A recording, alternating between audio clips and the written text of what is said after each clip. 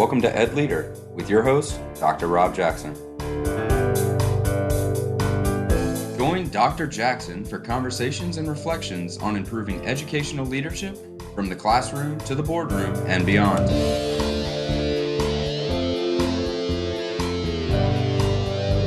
Educational leadership is an ever-evolving opportunity to make a real and lasting difference in the lives of students, parents, and the community.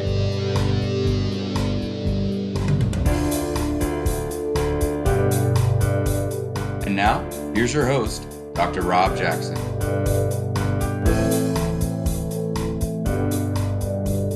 Hi friends, welcome to the latest episode of EdLeader. I'm your host, Rob Jackson, and I want to thank you for spending time with me today.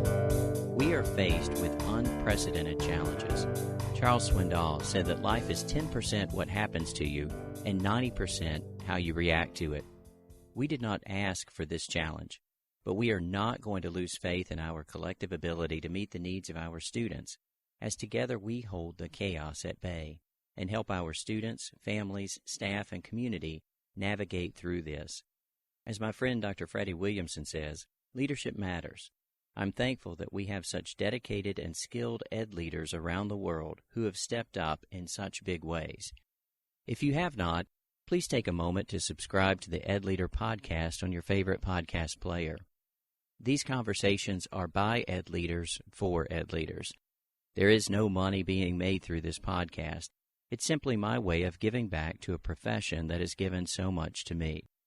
Speaking of giving back, I think that today's conversation might be one of the most important I've had on the podcast, as others may quickly find themselves with coronavirus, COVID-19, coming into the schoolhouse. Let's get to it.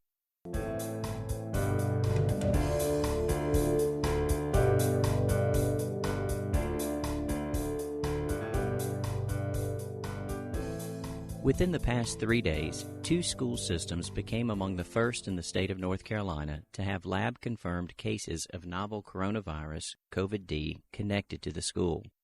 The school systems are the system I serve, Edenton-Chowan Schools, and Pitt County Schools in Greenville, North Carolina. It's my hope that by hearing from the superintendents of these 2 school systems and how we've approached this challenge, other ed leaders might be more prepared to meet a similar challenge if or when it appears. My guest today is the superintendent of Pitt County Schools.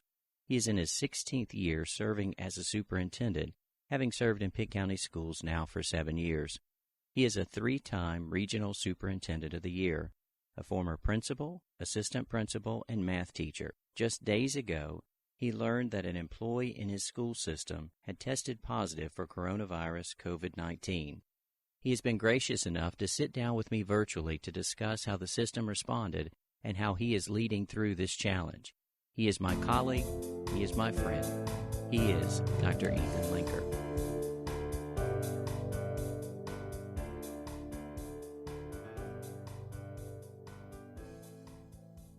Ethan, welcome.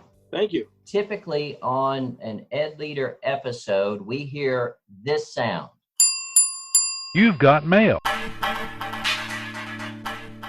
Just when everything is going perfectly, someone makes a choice that lands squarely on your desk. What will you do and how will you handle it? It's time to check the inbox.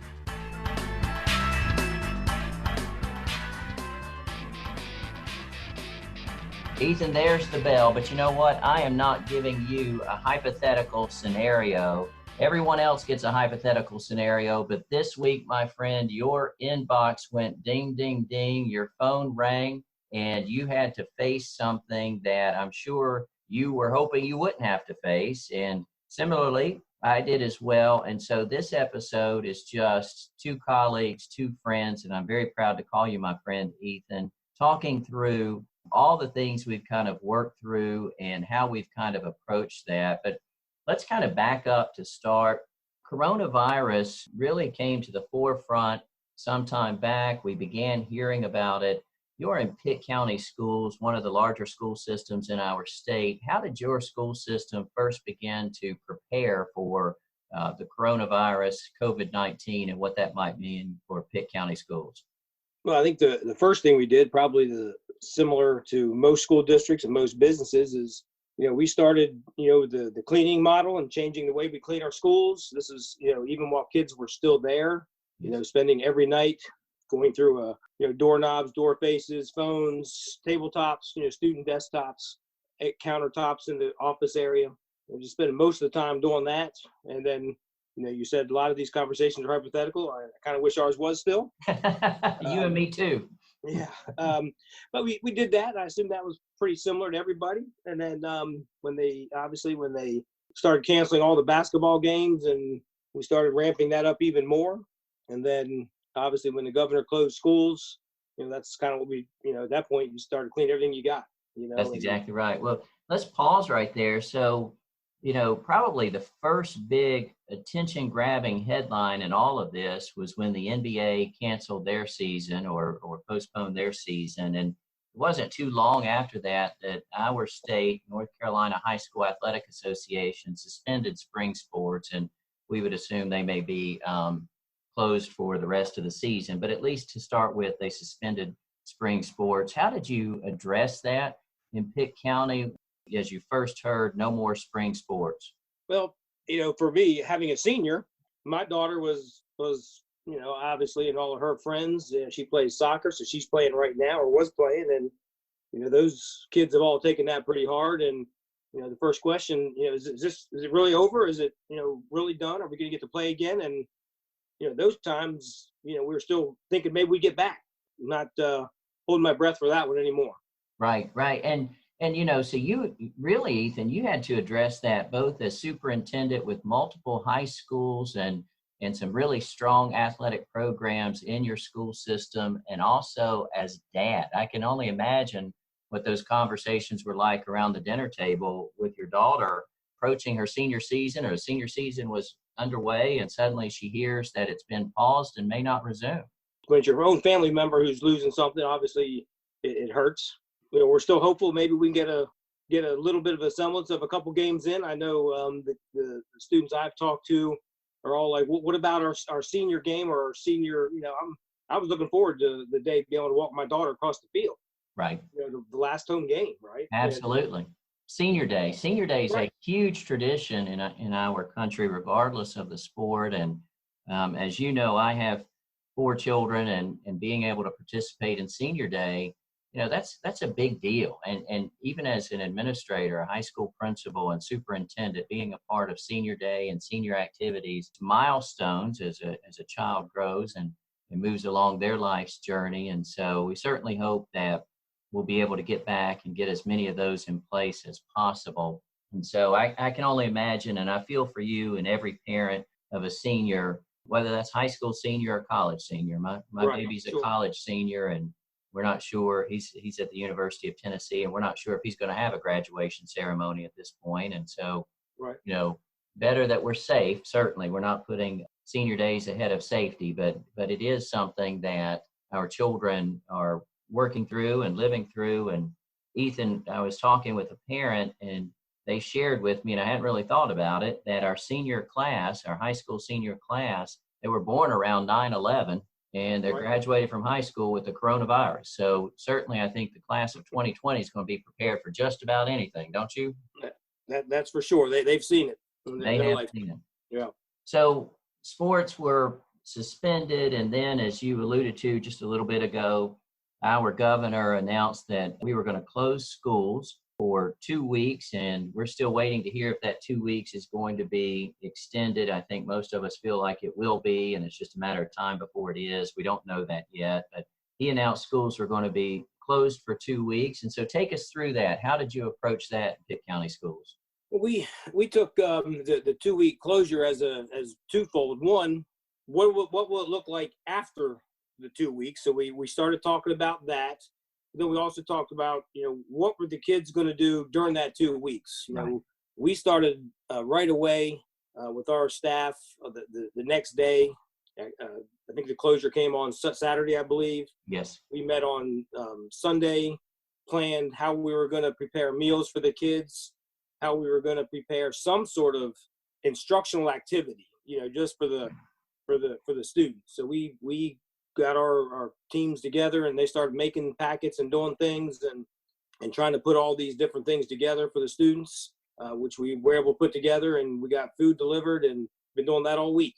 I tell you, and you mentioned that Sunday meeting that you had, and we did the same thing here in Edenton-Chowan school system. So we found out on Saturday afternoon, and on Sunday afternoon, we had our leadership team all in place. And I think it speaks to the heart of educators in general, and EdLeaders certainly, that in this moment of unprecedented challenge, I don't know about your team, but I reached out to my team and they said, absolutely, we'll be there. And they were on time and early and ready to go on a Sunday afternoon. And so, there's something special about educators anyway.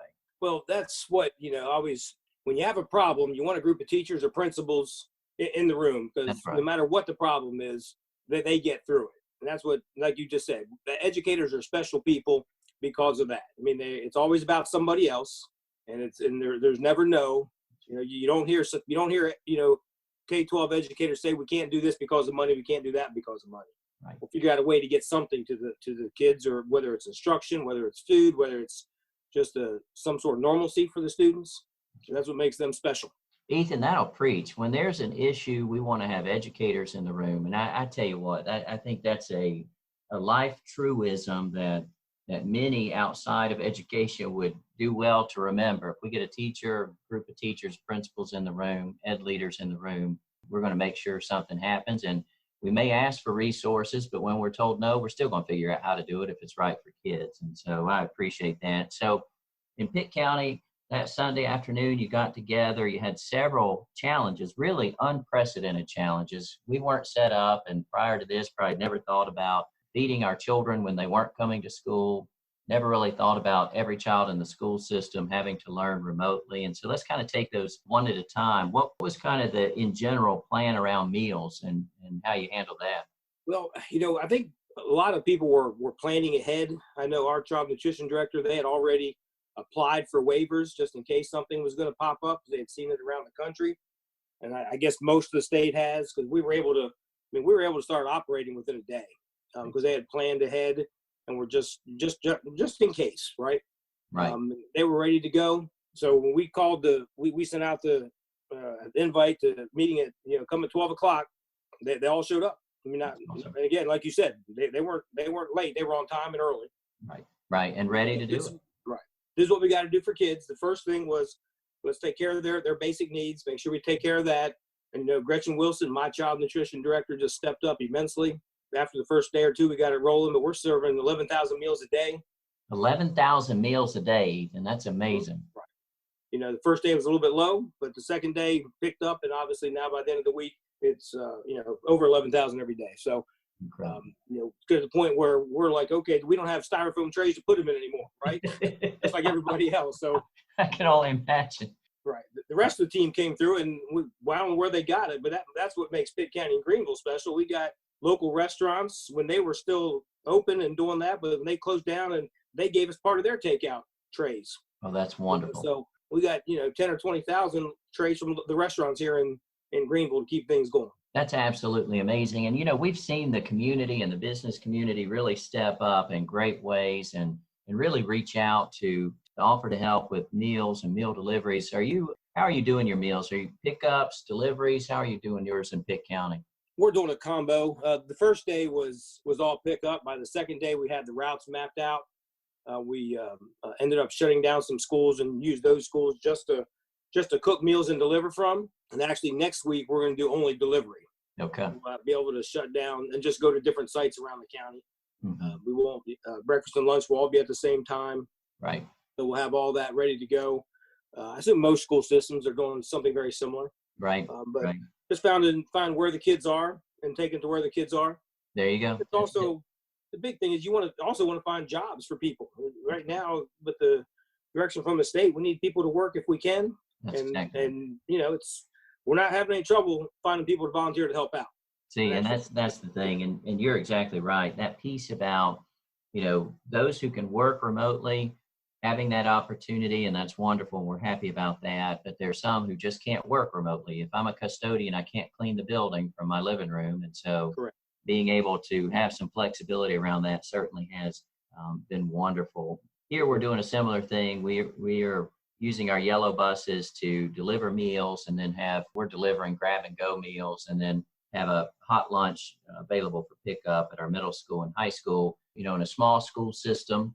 And I know you've served in small school systems, Ethan. Everything's so connected, and so being able to ensure that we're taking care of all that need to be taken care of becomes important. And so real quickly, and then I really want to kind of get into our last couple of days, which have been quite interesting to say the least. So you had this meal challenge, this unprecedented challenge around feeding children, but we also had this unprecedented challenge around teaching children, and they weren't coming to school. So kind of how did you address that? Well, we approached it in two different ways. The first 2 weeks, we just tried to put together some packets for the kids to just kind of review material for the last couple months worth, just to keep them fresh, keep them doing something, keep them engaged in some mental activity. And then in the meantime, we're now training all of our teachers by Zoom to learn how to use Canvas as a delivery tool for online instruction. And we're putting all that together. We're training about almost 700 teachers Friday, and it'll be another 800 or 900 Monday. Wow. And put all that together. I don't know if we're gonna have to use it or not. We'll wait and see what happens, from the governor's office. But if we have to go that direction, our teachers will be ready for sure. There you go. The other part is, how do we get the students engaged? And that's going to be a real challenge. Right. And you're exactly right. And of course, the truth is, getting all the students engaged is a challenge on a typical school day in a typical classroom. That's it. Yes, exactly. That's one of the challenges we have as educators. And right. And very similarly, we approached it the same way. So we're using packets in really K-5. We're a one-to-one district, and so our students 6-12 have Chromebooks, and that doesn't mean that our teachers were ready to go online. And so we've had to do quite a bit of professional development. But like the team who came in on that Sunday afternoon, the teachers have absolutely been on board. I have not heard any complaining about that. I've not heard any excuses. In fact, I've heard compliments for the technology folks who are doing the training and the teachers who are training their colleagues. And so, seeing teachers really come together, and then seeing others in the school system, like counselors and school system social workers who are reaching out to our children who may be at risk and we're worried about. We're just seeing EdLeaders across the board just come together for the sake of our children and ensuring our children are taken care of. Yeah, they're not always. It's not always about now. I just met with a group of counselors, high school counselors, who are emailing all the 9th, 10th, and current 9th, 10th, 11th graders and working on them on getting their schedules organized for next year. We got other people who are planning the instruction for next week. Right. And the rest of this school year, but the counselors are planning now what those classes who's going to be in what classes next year. That's right. And they're instead of calling them into the office, they're having that phone call and that email to set up, times to meet, and then walking through the schedule with the kids. That's it. So, that's happening, I happen to have one of my counselors is next door, but that's happening at all of our, 8 high schools. Getting ready, and we got early colleges who are trying to get kids enrolled that are still in 8th grade. So they're doing the same thing. I tell you, the calendar pages keep flipping by and the clock keeps ticking, and whether it's high school registration or school system budget, I'm sure you're just like me in the back of your mind. We've got a budget that we've got to present to county commissioners by May 15th in our state. And so that means it's got to go before the Board of Education. There's a lot of work that goes into that local budget development, and not a whole lot of days between now and its deadline. So that has to be taking place as well, kind of in the back of our mind. Right. Well, let's shift gears. Oh, go ahead. Well, I was just saying, my county manager didn't let that go unnoticed and sent us the invite. Remember, you're still scheduled for April 1st for our initial dialogue, just as a get the conversation started meeting. That we're not canceling that. Okay. We may do it by phone, but we're still having it. So. There you go. We're still going forward, and yeah. We understand they have to. And so, just like we talked about at the start, educators and EdLeaders make it happen. So we'll make it happen, and we'll move forward with that. And so let's kind of move to probably what's been most on your mind and my mind. And we had no idea that we would have this in common when we woke up on Thursday morning. So Thursday morning, you woke up, went to work, and something happened that you may have thought possible, but certainly weren't hoping would happen. And so kind of walk us through your Thursday and what happened there at North Pitt High School. Well, it actually started Wednesday night. Okay. I was texting back and forth with the leadership team and getting stuff, and actually put my phone down and thought I was done for the night. For whatever reason, about 9:45, 10 o'clock, picked my phone back up one last time and saw I'd missed a call from one of my principals. So I gave them a quick call back, and that's when it started. Okay. About the next hour or so, it was just constant phone calls between the principal, the facilities person, my student services, the public information officer, just trying to make sure we got all the proper information to everybody we could as soon as we could, and who was going to call who. First thing was just to call the staff, tell them just at this point you just need to stay at home. Right. We'll fill you in later when we get all the details, but just stay at home for now.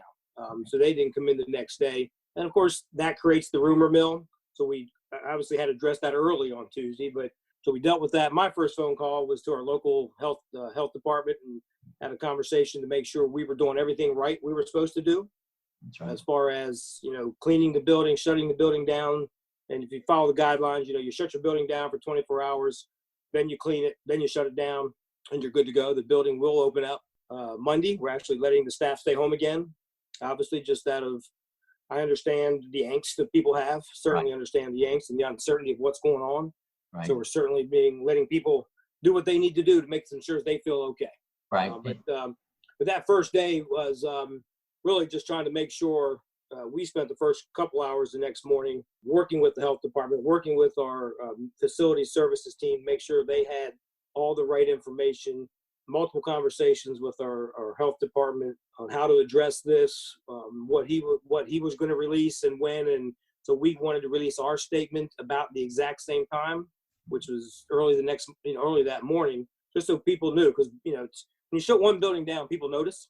Right. Especially Absolutely. right now in today's world, people notice. So we weren't trying to hide it by any means, but we just wanted to make sure we had the proper information that we could share with everybody. Right. Then obviously people, just when you shut the building down, you say one of your staff was infected, is a positive test.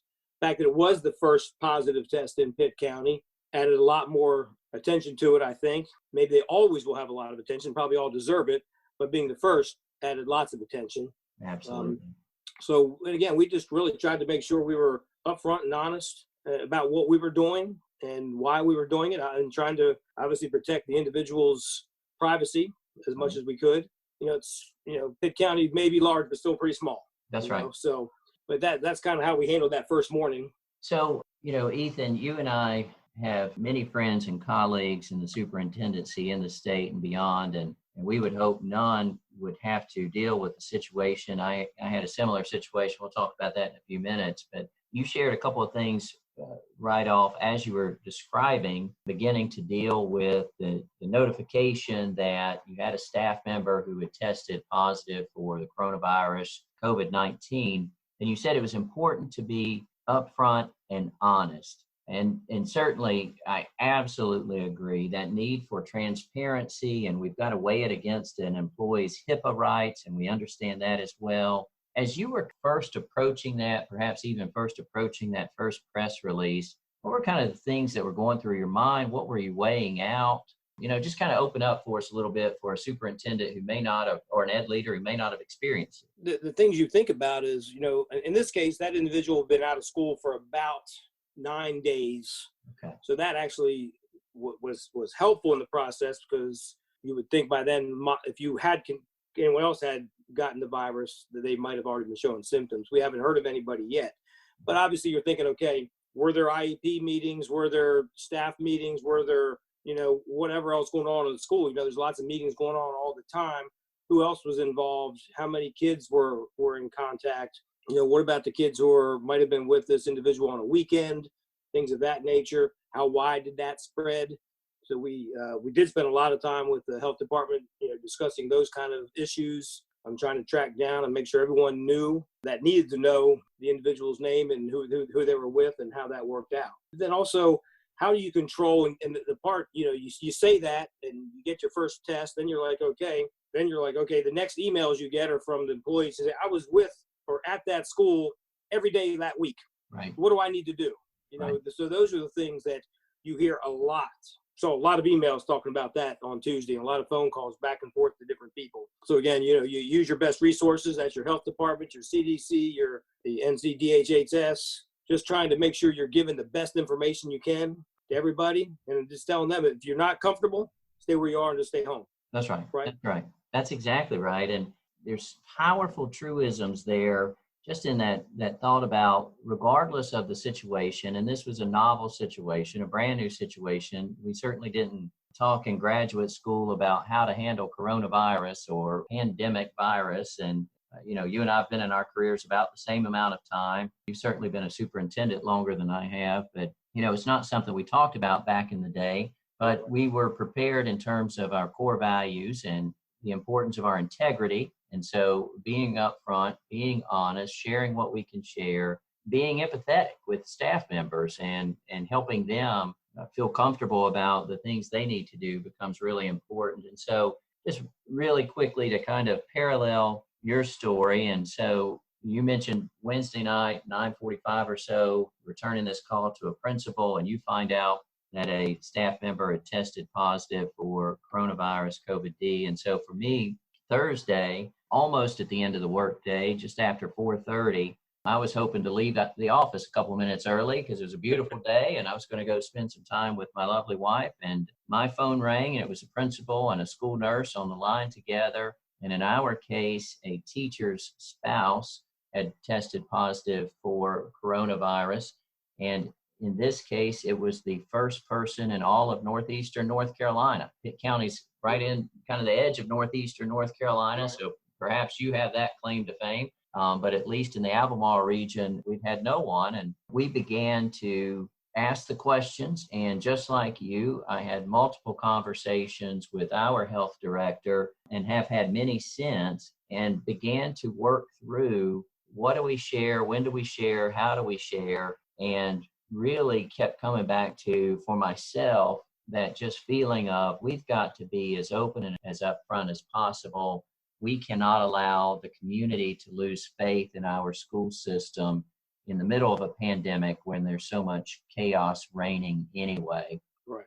And so you mentioned the health department and the CDC guidelines. And CDC, for any of our EdLeaders who are listening who may not be aware, the CDC actually has guidelines for how to clean a school, how to clean a lot of places, but in particular, how to clean a school after you've had a confirmed case. And so just like Pitt County, we'll be following that. In our case, found out Thursday night, we closed the school, and in fact, went ahead in a small school system. We closed all of our schools because all of our families are so connected through all 4 of our schools. We have a total of 4 schools, and so closed all of our schools, and we'll come in Monday and clean those to CDC standards before we come back on Tuesday.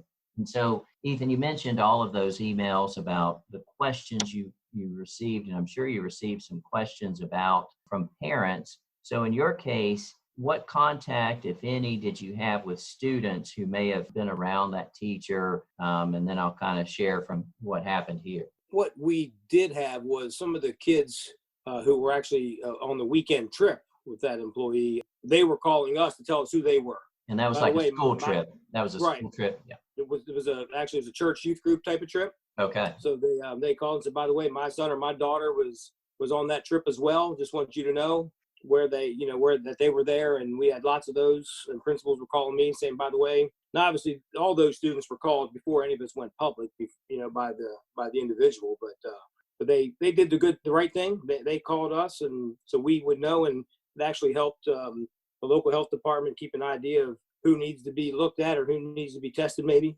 Right. So. Right. And that's the key. The health department really has a lot of the leadership in a situation like this in determining, who needs to be quarantined or self-quarantined and what's shared and that sort of thing. In our case, it was the spouse. And so at least initially, late on Thursday night, we were very concerned with HIPAA regulations. And thankfully, to this employee's credit, they gave us permission to share. And so we came in the next morning, and actually, Ethan, I brought in all of our principals and assistant principals, and the school system was closed, but they came in to our central services and we sat down together and we talked about the fact if this were a regular school day, our principals and assistant principals would be talking to multiple parents. That's part of what we do on the telephone. And so we used everyone. We worked together to develop a script that gave the information we needed to give, that protected the name of the employee, and then assigned each person 4 or 5 phone calls to make, and they made those phone calls, and that seemed to go very well. And so I appreciate all of them being willing to do whatever it took in that moment, because this was an employee who worked with multiple classes in an elementary school. And so there were quite a few students who were involved. And so it just feels like, and the feedback I've received is just an appreciation from parents when the school system is transparent and forthcoming.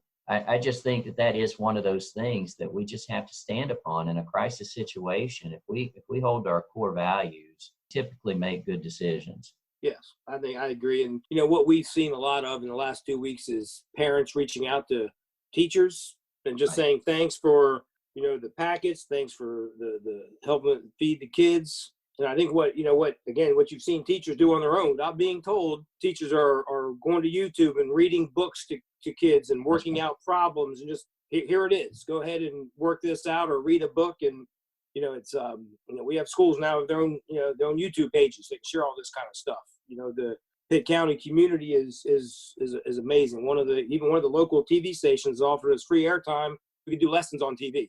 So looking forward to, seeing some of my science teachers do some science lessons on television, right? So that'll be fun. We right? may have to figure out how we can tune into that from Eden to on because that's powerful. Ethan, first of all, again, thank you for spending time with me, and I'll share with our listeners that we're practicing good social distancing. You are actually in Pitt County, an hour and a half or so away from me. I'm here in Edenton-Chowan, and so we're following the recommendations ourselves, and would certainly encourage everyone to make sure that they're following the recommendations we all have. As we kind of wrap up our conversation, Ethan, what would you share with EdLeaders as kind of your biggest takeaway for all that you've encountered over the last month or so, and particularly the last couple of days, something that they may hold on to in terms of what they may encounter going forward? Just by listening to my principals and the staff and teachers, the conversations I've had or heard from them, they appreciate leadership. They appreciate the directness, but they appreciate calmness. Right. Don't freak out. We want somebody who can lead us and give us information and share information and direct us on things we need to be doing in a very direct manner, but not in a argumentative, not in a authoritative type of position. But these are things we need to do as a system, and this is how we're going to try to get it done, and this is why we're going to try to get it done. And being willing to be out front. Absolutely. You've got to be willing, like we're having this conversation now, you got to be willing to talk about it. I've had more on-camera interviews in the last, 2 or 3 weeks since all this started than I probably have in a while, and I don't, it's not really something I aspire to. Right. But, that's what you do for your people. Right. You stand there and show that leadership does matter. And you got to be able to stand up there and talk about different things and be calm about it and be succinct and speak intelligently about what you're trying to do and why you're trying to do it. And almost to the point where I was telling my staff, at some point I better feel like a broken record because I want the message to be the same. That's right. Absolutely. Right. Absolutely. To permeate throughout the system. Ethan, I think you're absolutely right. So what I heard you say is we really, in any situation, because we don't know what's coming around the bend, but really anytime that we're careful to be upfront, that we're careful to be honest, that we're careful to be calm, that we're going to be ready for whatever comes around the bend. And like you said, leadership matters, Ethan.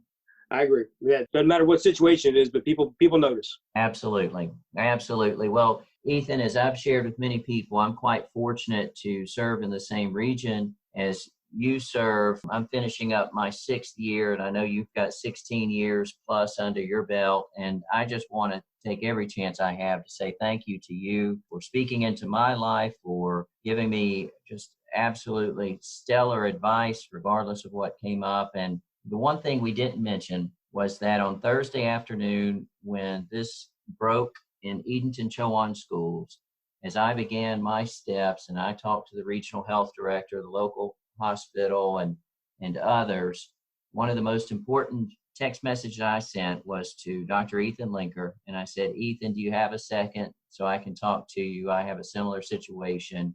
You called me right back and you walked me through the things that you did in Pitt County. And that was just so valuable to me. So I just want to say to you, thank you. Thank you for all you do, where you are, and thank you for helping superintendents in our state and beyond. You truly are an ed leader, sir. Thank you. It's a job we got to help each other for sure. That's right. That's right. Ethan, thank you, buddy. Thanks, Rob. Take care.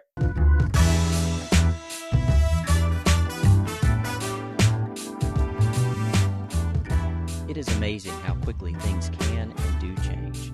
I know that there are many people throughout our community, our county, our state, our country, and indeed our world who are frightened and worried. We are indeed fortunate that in the midst of all of this, we can find the helpers. We can see the first responders, the healthcare professionals, law enforcement officers, fire department personnel, service workers, the truck drivers, and we can find educators doing their part to stem the tide of chaos. For myself, I am driven by the need to maintain the trust that our community has in our school system. I know that our school system is connected to the county, and the county is connected to the school system in so many ways that if they were to collectively lose faith in the school system, that the county itself might begin to unravel. I'm just as driven to maintain the trust of the staff. I want to earn their belief in me every single day because my actions reflect our shared values. I do not know what announcements might be forthcoming. I do not know what surprises may be waiting for us just up ahead. But this I do know. My faith is resolute, and my belief in each of you has never been more unshakable. Thank you for your courage. Thank you for your leadership. Thank you for your service. Show notes for today's show and links to past episodes are available at drrobjackson.com. Thank you for spending time with me today, and thank you for all that you do for every student, every teacher, and every staff member. You are making a difference. If no one else has told you, I want you to know that I believe in you. Good day.